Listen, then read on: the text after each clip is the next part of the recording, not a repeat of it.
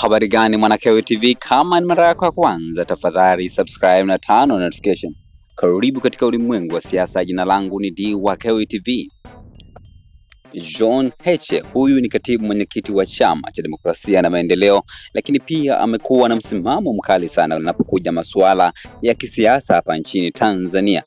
John Heche ameamua kuandika waraka kupitia mtandao wa Instagram kuhusu serikali inavyopoteza gharama kubwa sana nchini kwa kuagiza ngozi nje ya nchi. Inatumia zaidi ya bilioni 100 kwa ajili ya kuhakikisha kwamba ngozi inapatikana hapa nchini. Nataka nikusomee kile ambacho John Heche ameandika katika mtandao wa Twitter, na nukuu: tunaagiza pamba kutumia kwenye hospitali zetu nchini, ngozi na pamba nyingine kwa zaidi ya bilioni 50 mikoa ya Simiyu, Mwanza, Geita, Shinyanga. Watu wetu wanalima pamba.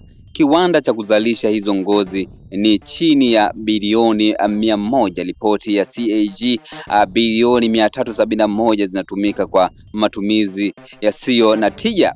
Alafu unaambia tatizo la ajira ni dunia nzima. Kiwanda hiki kingeajiri vijana wangapi na kupunguza tatizo la ajira? Ni familia ngapi wangepata maisha kutokana na kiwanda hiki kuwepo nchini kwetu?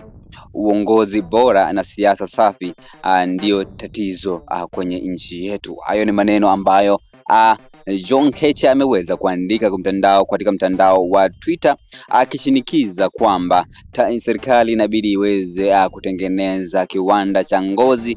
Kutengeneza kiwanda cha ngozi kitasababisha ajira kwa vijana, kwa sababu vijana wengi hapa nchini Tanzania wanalia kwa sababu hawana ajira. Nataka nisome comment 2-3 ambazo watu wengi wameweza kutoa katika mtandao wa Twitter. Wa kwanza anaitwa Balozi Akibondo, anasema stiki za maneno from China, stiki za meno from China, mswaki from China, viberiti vya njiti from Kenya, mpaka pipi kifua zimejaa za Kenya. TZ ni noma sana. Lakini Abduel anasema mwanzoni mwa miaka ya 70 serikali ya Nyerere ilianzisha sera ya import substitution. Ilifeli kwa sababu ya gharama kubwa ya uzalishaji. Nafikiri watawala waliingilia uendeshaji. Iko haja ya kurevisit this policy. Lakini kazi anasema hoja za Mr. Heche bana za kufikirika sana. Lakini Kempa Taylor anasema hivi viwanda vilikuwepo, mfano mkubwa ni Tanganyika Packers, ila viliharibiwa na hao wanaoitwa viongozi na wengine wakauza na hizo mashine za viwandani. Mwafrika atabaki masikini milele, na hilo haliwezi pingika, maana atakuja mjenzi akiondoka tu wanabomoa chapu. Lakini Emmanuel Gabagenda anasema kuna wakati natamani Chadema ishike dola hata leo I say.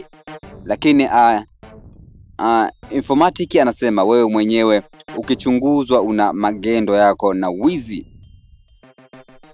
Tumtume CAG aje akufanyie audit na kubali atoe ripoti yako kama kweli wewe ni mzalendo. Mali zako zote mnakera, huna legitimates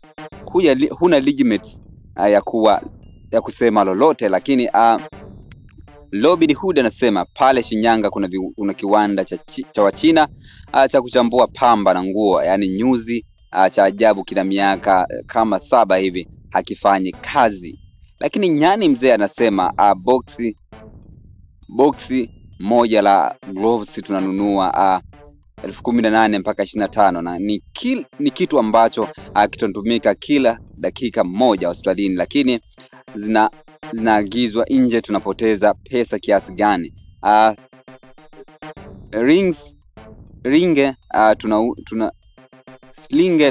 Slinge tu tunazalisha shilingi 25, tunanunua China. Tunapoteza a lot, ila ni kwa sababu ni biashara za watu hizo.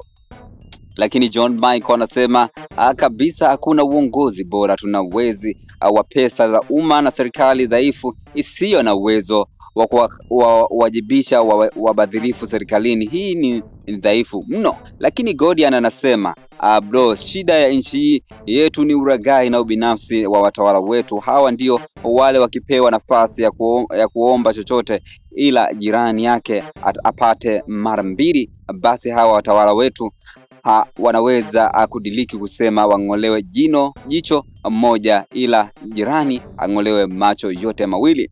Lakini Baba Melka anasema wamelaaniwa hao.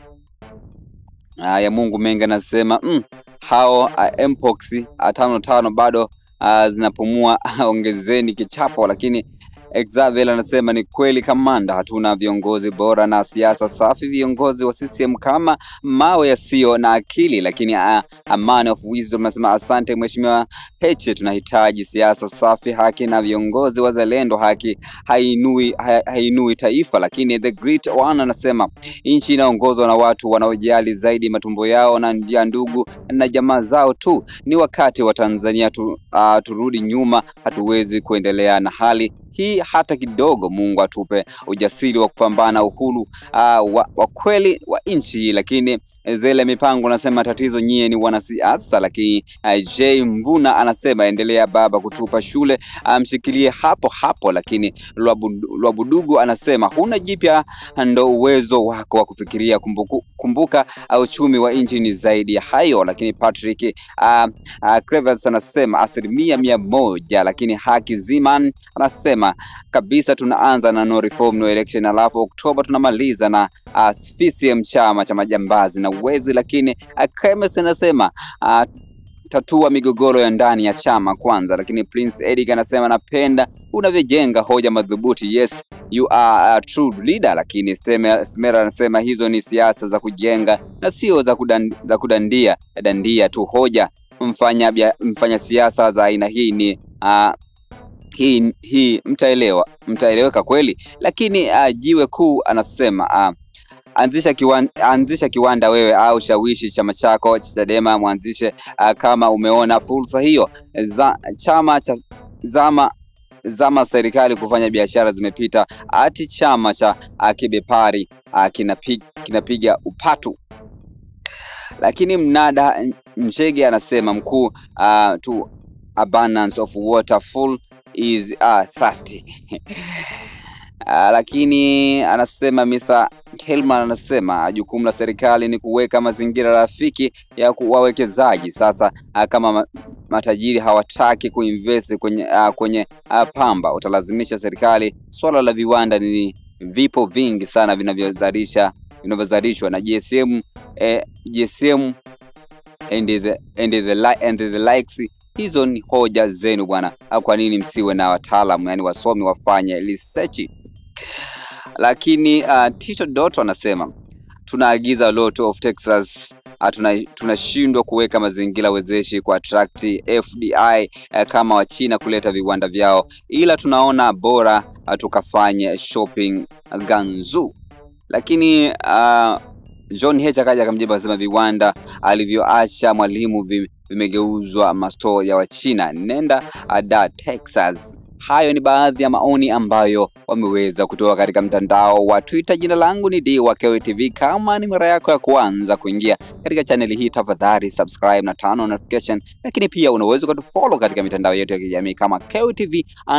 Pia unaweza ukashusha comment yako katika sehemu ya comment section. Tukutane wakati ujao katika ulimwengu wa siasa. Bye bye.